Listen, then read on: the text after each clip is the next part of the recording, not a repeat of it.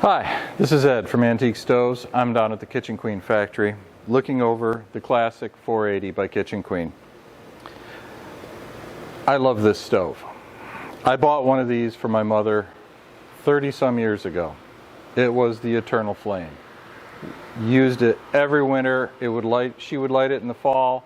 It'd go till springtime before it had cooled off enough you could put your hands on it. They work really well. The ovens bake really well because of the flue gas trajectory. They heat houses well. If you have a marginal flue, these work really well.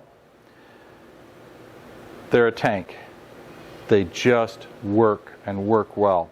They've made some improvements. Positive latching handle on the firebox, on the oven, and on the ash door. Removable ash door. This also now comes with the option of having shaker grates in it, water coils, reservoirs, warming ovens, thermostat controlled air intake on the back. Wish I'd have had that 30 years ago. Can't recommend that enough. These stoves are just really, really good workhorses that will last a lifetime. I cannot recommend this enough.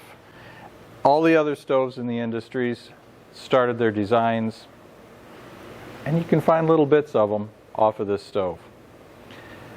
These are just really, really good.